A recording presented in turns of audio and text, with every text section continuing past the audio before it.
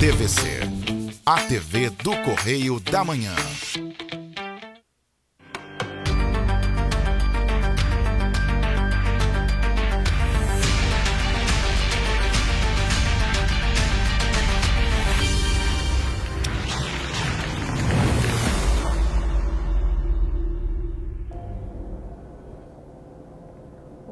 Olá, sejam bem-vindos a mais um programa Abrindo o Jogo.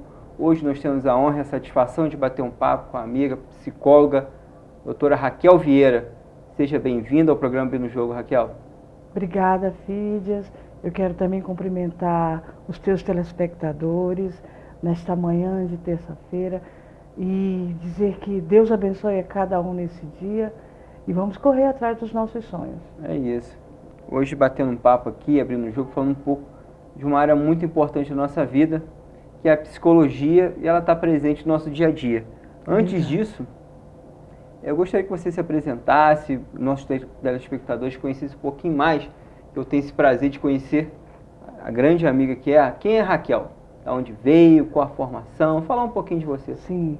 Então, eu vim para Petrópolis para fazer faculdade de psicologia, que eu gosto muito de dizer que eu me formei na UCP, não sou daqui, e quando eu concluí a minha faculdade de psicologia, eu me apaixonei pela cidade. Então veio para estudar? Vim para estudar. E aqui eu encontrei campo de trabalho que eu encontrei formas de sobreviver. E aí fui desenvolvendo o trabalho, e aqui estou eu.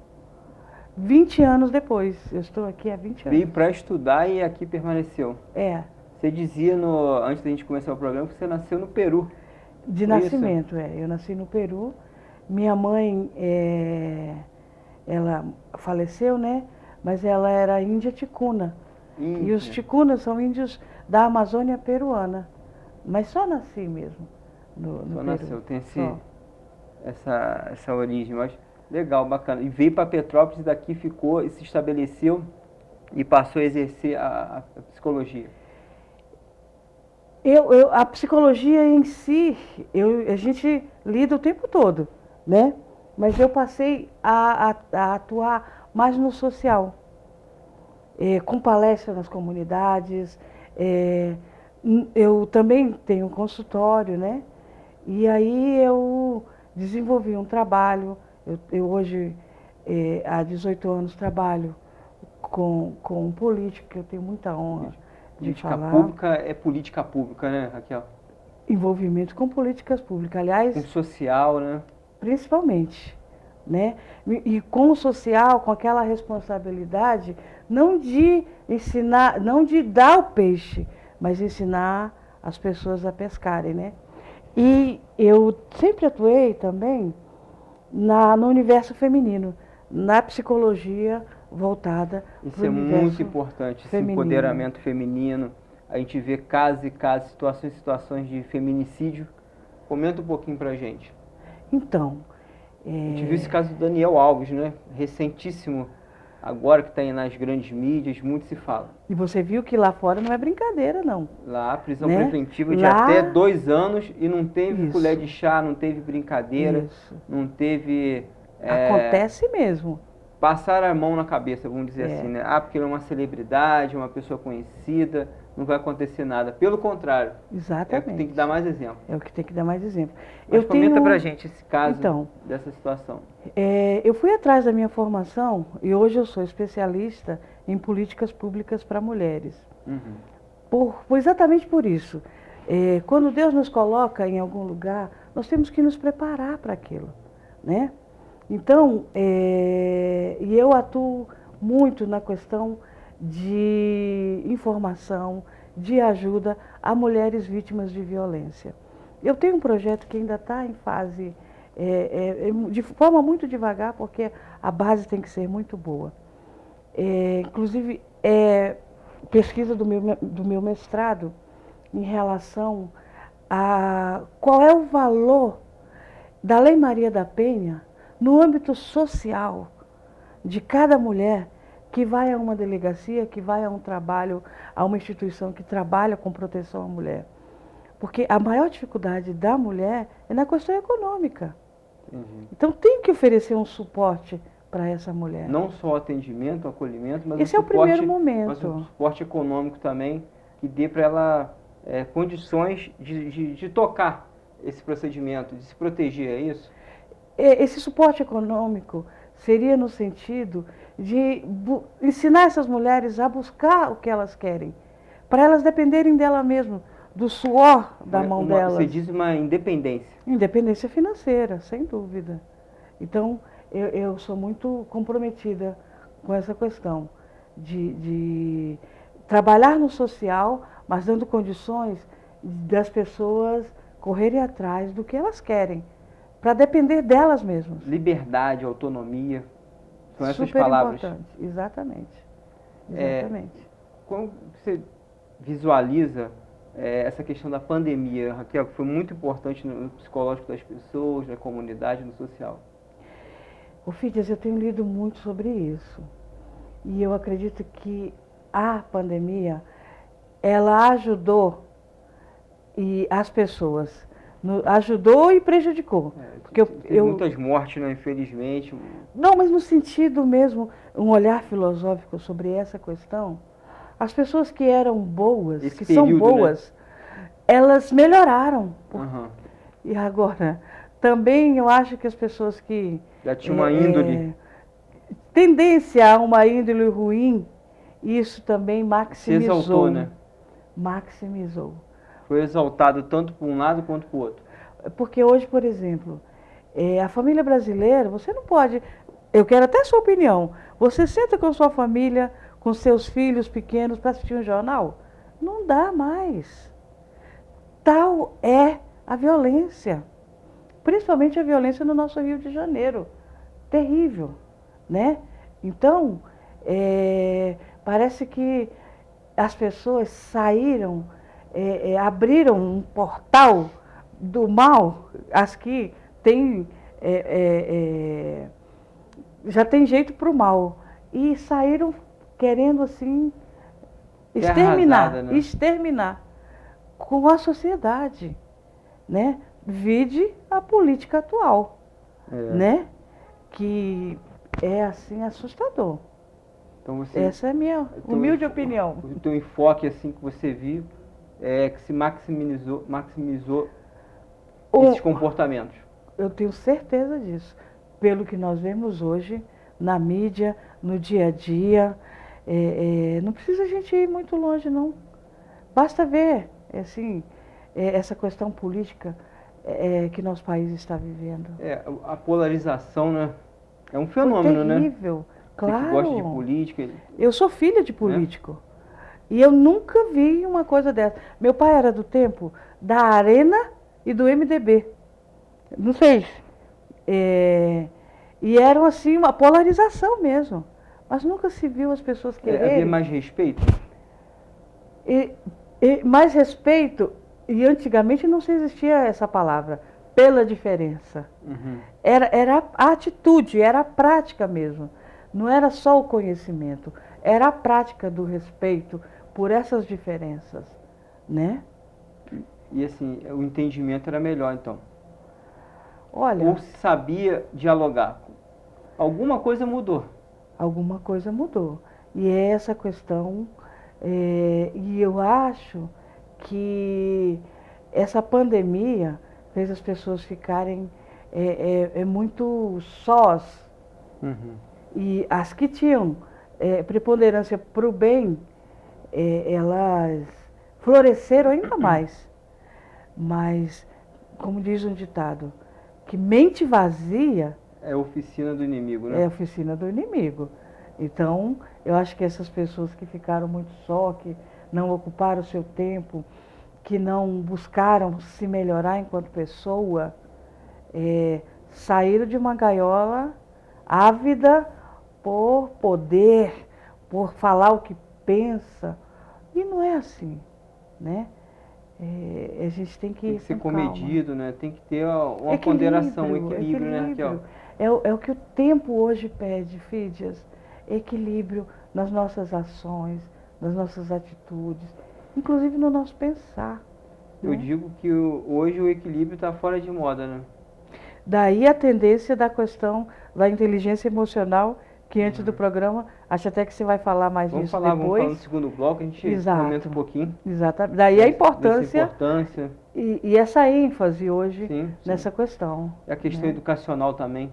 Comenta um pouquinho sobre a educação, a importância assim, da psicologia na educação, no desenvolvimento da sociedade. Olha, eu acho que diz um ditado que de psicólogo e de louco todo mundo tem um pouco. É verdade. Né? Esse ditado é bem antigo e bem famoso. Né? Inclusive, a minha manicure vai assistir, que eu falei para ela. Manda um abraço para ela. Luana, um beijo para você. Às vezes ela tem insights que eu falo, caramba, Luana, você que é a psicóloga aqui. Que todos nós temos muito de psicologia. Tem né? Essas sacadas, né? E esses insights, né?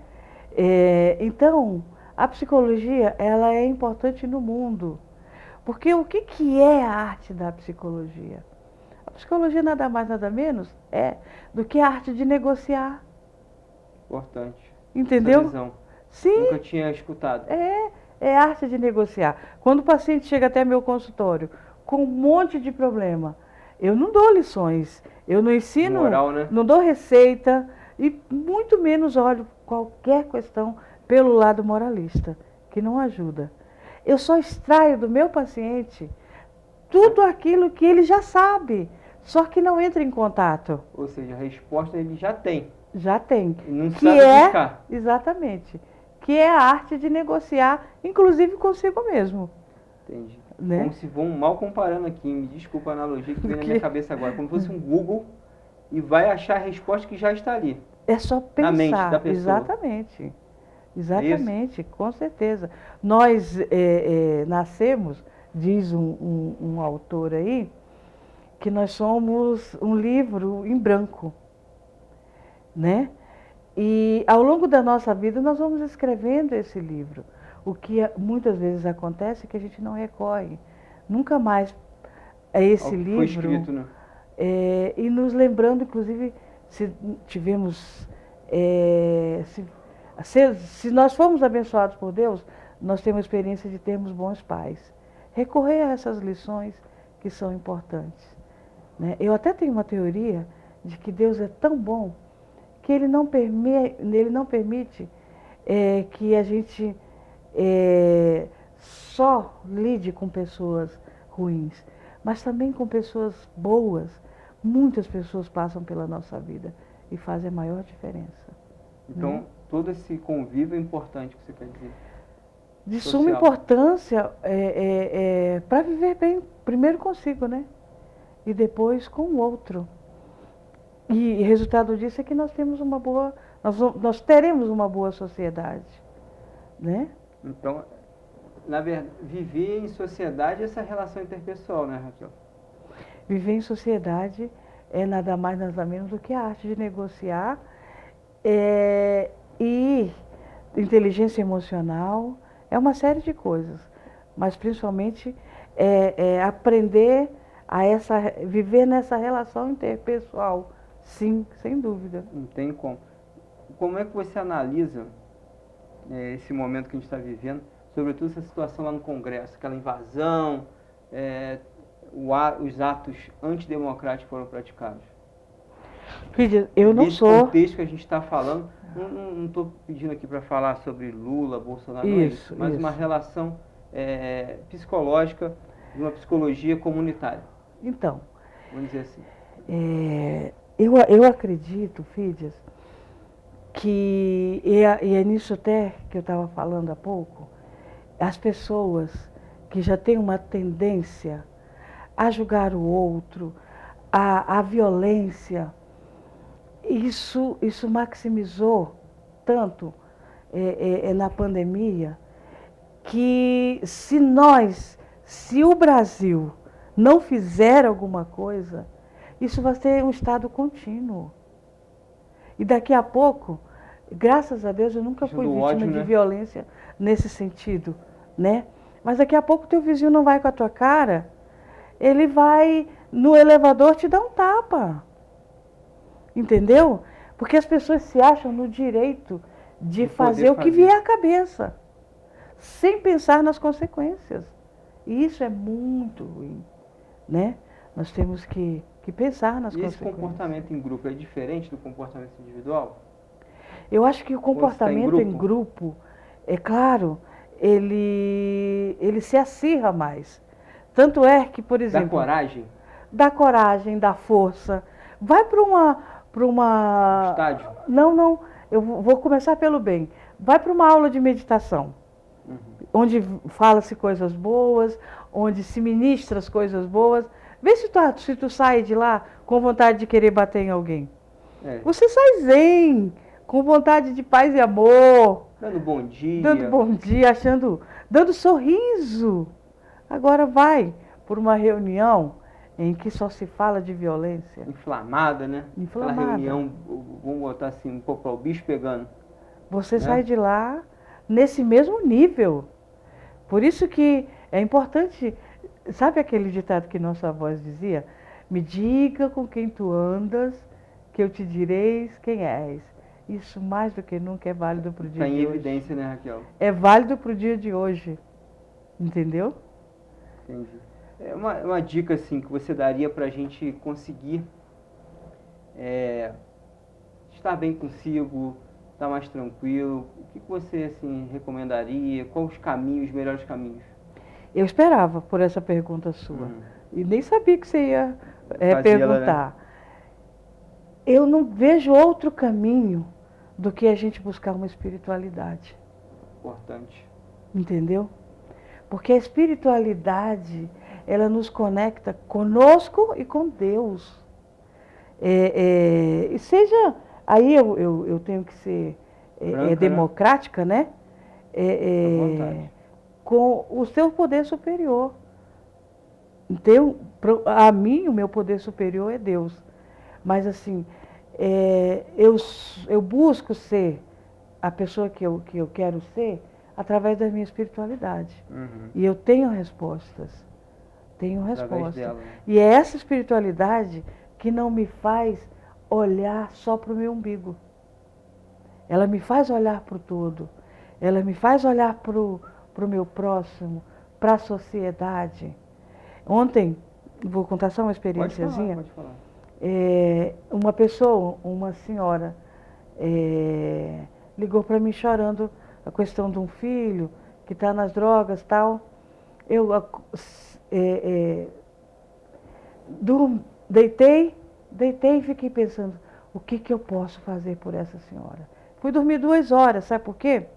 Fui buscar meios para hoje ter uma resposta para ela, para ajudá-la a aliviar aquela carga que ela está tendo. Aquela dor, aquele sentimento, né? Entendeu? Por exemplo, quem me faz ter essa ação?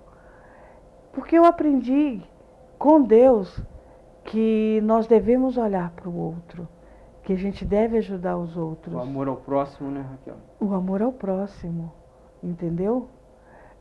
Mas o que se vê, por exemplo, eu também estou numa campanha quero até anunciar aqui, fica à vontade, de arrecadação de material escolar. Eu converso Deixa o endereço, telefone. Eu converso com pessoas que inclusive é para lá a comunidade lá do São João Batista. Eu converso com pessoas que dizem assim, minha filha, eu estou cansada de fazer alguma coisa pelos outros. Que se dane, cada um dê seu jeito. Isso para mim é falta de espiritualidade. Entende? É falta de se conectar. Nós vivemos num país de terceiro mundo. Se a gente não tiver essa atitude, a gente sucumbe enquanto país. Entende? É verdade. Eu vou chamar o primeiro intervalo. Claro. Tá? E a gente volta dentro de 1 minutinho com o programa no Jogo. Fique aí, voltamos dentro de 1 minuto. Ok.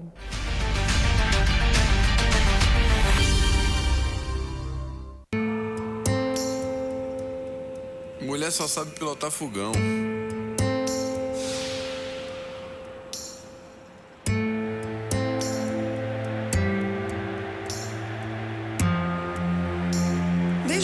torcida respeita. Mulher na obra nunca dá certo, né?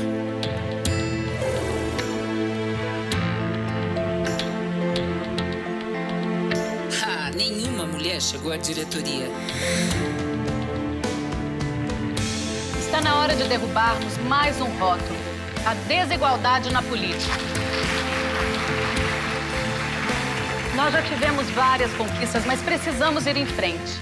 Faça você parte das decisões do seu bairro, da sua comunidade, do seu município. Quanto mais participação feminina na política, mais democracia.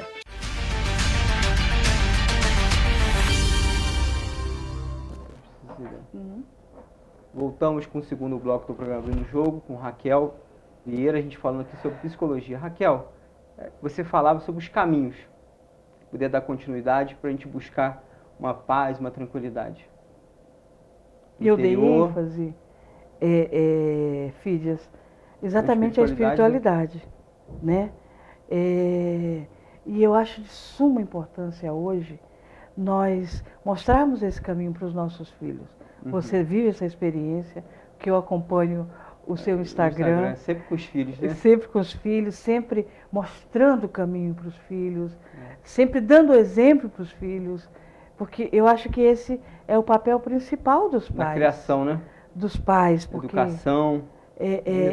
E agora, não adianta só falar. Diz até um ditado assim, que a fala sempre ajuda, mas o exemplo que arrasta. Exatamente. É verdade. Então é por aí. É buscar a nossa espiritualidade e fazer essa imersão tão necessária para o dia de hoje, né? A gente não ficar só na teoria, mas ir para a prática. Então você diz que o exemplo, o comportamento é tudo. Tudo, inclusive, eu vou dar um exemplo aqui. A questão da depressão. Já tive pacientes meus que eu sugeri que eles fossem fazer caridade, que eles fossem olhar para fora deles, que eles fossem olhar ao redor deles e fizessem alguma coisa nesse sentido. Tenho N exemplos do quanto isso foi importante para essas pessoas. Funcionou? Funcionou bastante, entendeu? Hoje se fala muito que a ansiedade, né, a depressão é um sintoma mundial. Ao que você atribui isso? Olha, aí eu vou para a neurociência. A neurociência diz que a solidão, ela provoca muitos estragos na mente. Mas não é aquela solidão que você vai buscar conhecimento para si, entendeu? É aquela solidão de se isolar da realidade, do mundo. Isso é muito preocupante. E o que se vê hoje, Fídias, são crianças nos quartos. Hoje você não vê mais, se bem que não tem também. Esse dia eu escutei uma expressão, criança de quarto, criado no quarto. Exato, exato. Filho do quarto, né? Filho do quarto, onde a forma de interação dessas crianças é com uma máquina.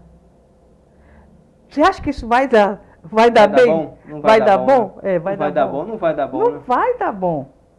Entendeu? E essas crianças são nosso futuro, estão por vir, né? E a gente não sabe o que vai acontecer para frente, né, Raquel? Faz um tempo, eu mandei até para uma vizinha minha que fala geração de ouro. Fídias, eu chorei quando eu li o texto.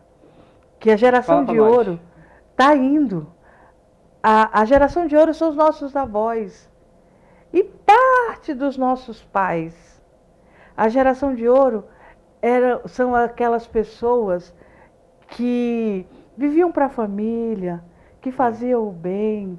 É só a gente lembrar aqui de... Como eram nossos avós. Os avós, como é que eles agregavam e conseguia reunir toda a família, não é isso? Exato. Só que eles estão partindo.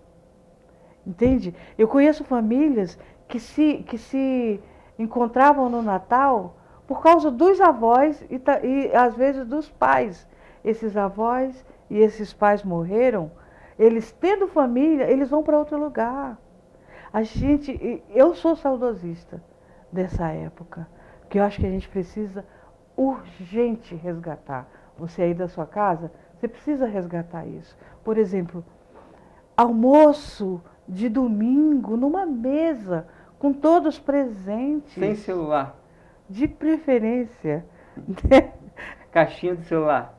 É. Faz a caixinha do celular, ó, acabou o celular agora, ninguém usa o celular, só depois do almoço. Isso independe de credo, de raça, de situação econômica, isso não depende de nada, isso independe de tudo, aliás. Eu acho que o ideal é a gente voltar para esse momento. Esse novo tempo tem ganhos? Claro que tem. Muitas coisas boas aconteceram, mas a gente está perdendo coisas importantes. Entende? A relação interpessoal está ficando um pouco de lado, né? Nós estamos indo para uma viagem solitária, entende? E a Bíblia já fala que o solitário, olha só que interessante, gente, é importante você atentar para isso. O solitário busca o seu próprio caminho. Isso é bom? Não é bom não, né? Porque nenhum de nós temos todas as respostas, entende? Então é bom a gente abrir um pouco. Não para todos, mas para aquelas pessoas que a gente se identifica. E buscarmos abrir essa relação para Deus e para o próximo. É a minha opinião. Muito bom o raciocínio, a opinião, a conjectura que você construiu. Veio até assim uma coisa na mente. Isso ajudaria nessa questão da depressão? Isso sem dúvida. Lembre-se. É uma das situações, né? Olha só, também eu quero atentar, como técnica que sou, existem 2 tipos de depressão. Isso ajudaria da depressão exógena, que é aquela depressão causada... Então, a depressão endógena é aquela depressão causada por perdas externas. Perdas externas. Sim. Perdas de um ente querido, perdas de alguma esperança, perda de algum negócio, perda de fora. Mas existe a depressão endógena, que a ciência explica que é por falta de alguns agentes químicos que só é controlada através da medicação. Sim. Mas a depressão endógena, muito poucas pessoas podem atestar isso. Entendeu? A maioria, o maior problema da nossa sociedade hoje, em termos de depressão, é a exógena. Não sabe lidar com essas perdas. Porque está sozinho, está solitário, não busca ajuda. E isso dificulta. Altamente. Qual a tua experiência nesses centros de reabilitação, em clínicas? O que você pode dizer? Então, aí eu vou para um exemplo de tratamento que eu dou nota 1000, que é o AA. Tá. O AA, quando o alcoólico chega no AA, a primeira coisa que ele faz é quebrar esse isolamento, quando ele fala da história dele. Ele expõe ali. Ele expõe. Quando ele expõe a história dele, e ele ouve a do outro, ele percebe que ele não está só. E que a história do outro vai ajudá-lo. Isso não é uma forma de quebrar o isolamento? E dá certo. Funciona? Funciona. Funciona tanto que o AA, no Brasil, fez 80 anos. E teve um encontro até ano passado, acho que final do ano, que as pessoas, eram milhares de pessoas que tinham sido tocadas e que tinham sido libertas através do AA. Entende? Então, essa quebra desse isolamento funciona para qualquer coisa, gente. Para qualquer coisa. E como é que funciona o AA, para quem está nos ouvindo? Eu sou amiga de AA. Por alto. Como amiga de AA, eu posso te dar essa resposta. E eu sou uma pessoa voluntária também do AA. No AA, basta você querer. Você identificar um endereço que você quer ir, de preferência o mais perto da sua casa, ir lá, se apresentar e ficar. Não, você não tem que pagar nada, você chega lá e busca, da medida da sua vontade, você encontra o que Então você... é voluntário. É voluntário, sem dúvida. E como é feito esse tratamento lá? Tem terapias? Como é que Não, funciona? não. Essa palavra quem dá sou eu, né?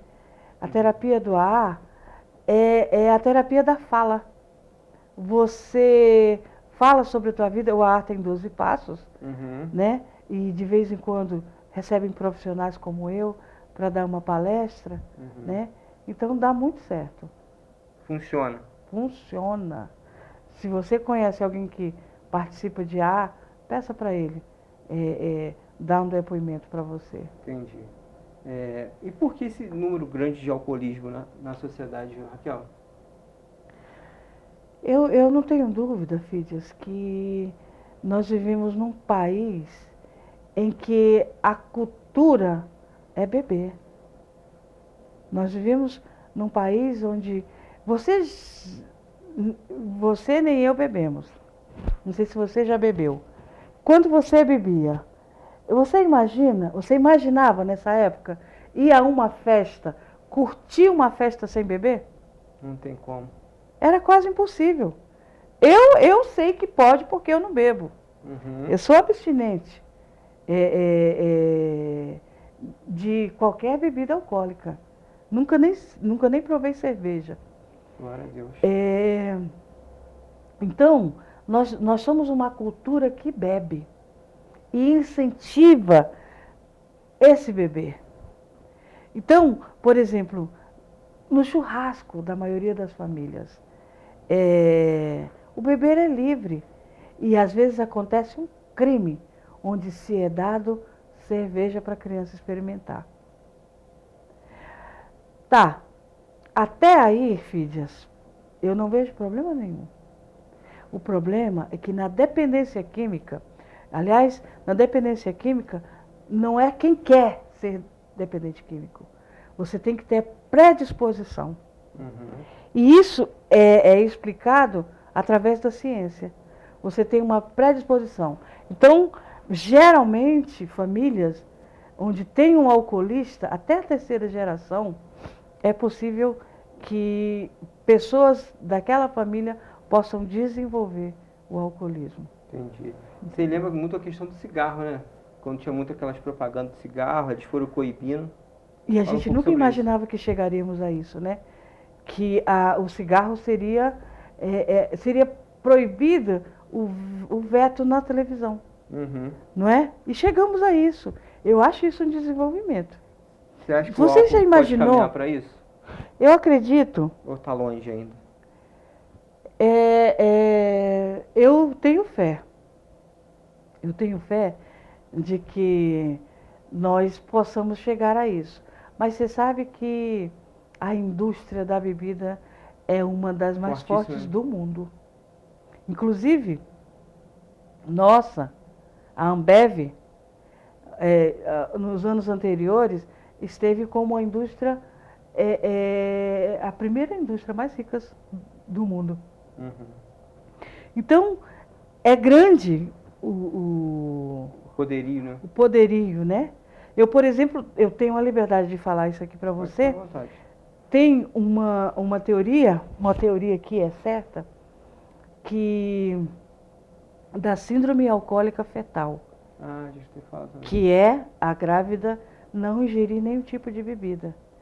Na Europa, assim como nas coisas do cigarro, na Europa as bebidas já vêm com uma propaganda da SAF, da síndrome alcoólica fetal, de história de mulheres que tiveram essa experiência. Na Europa toda, eu pedi para uma amiga trazer uma garrafa dessa para mim, porque eu queria mostrar em loco mesmo. Nós já tentamos fazer isso aqui, já pedimos a 7 deputados. Uma campanha de conscientização, mudança de lei, é isso? Não, um projeto de lei que isso vingasse aqui também nas garrafas de cerveja, de bebida.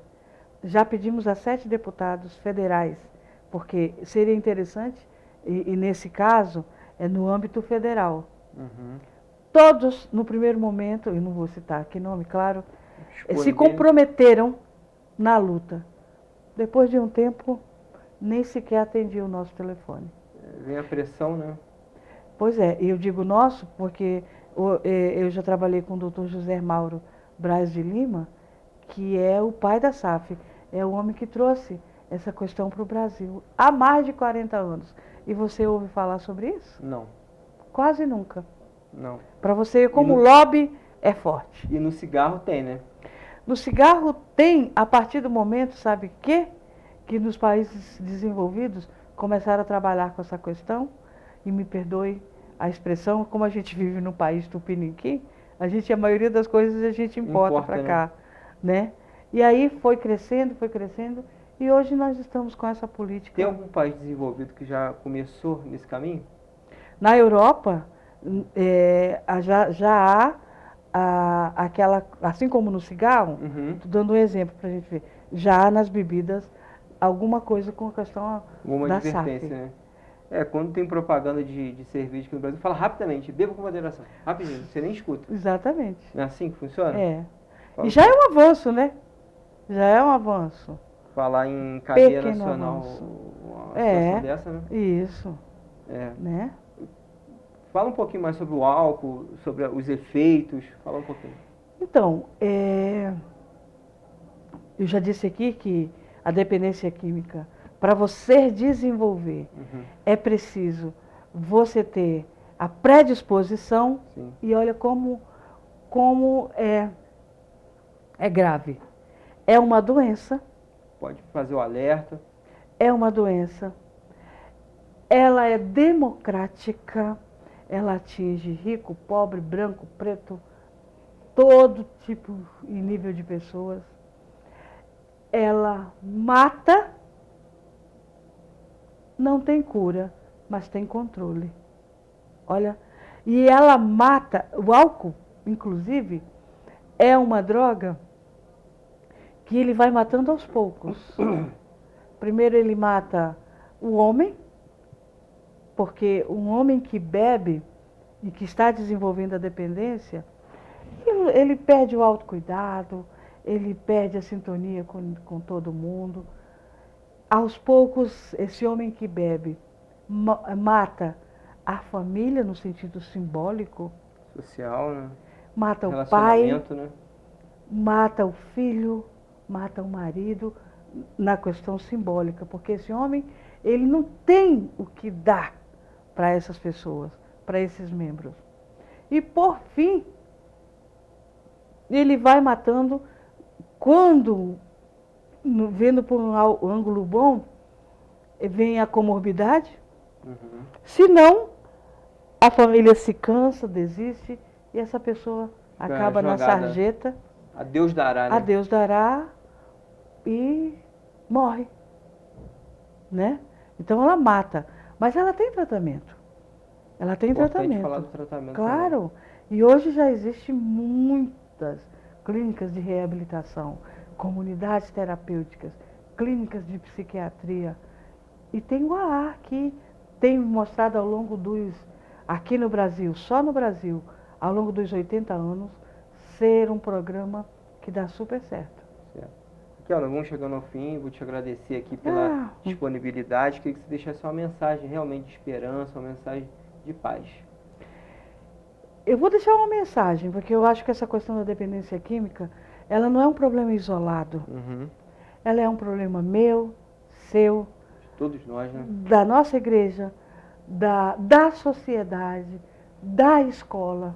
Eu acho que se a gente se unir e buscar solução, tem. E tudo vai dar certo.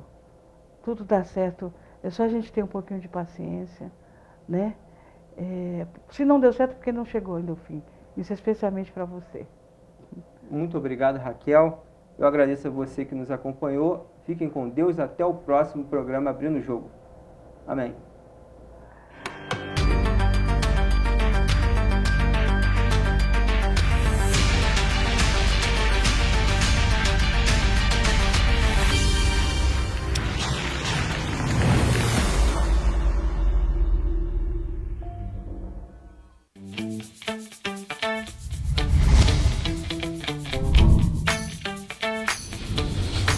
TVC, a TV do Correio da Manhã.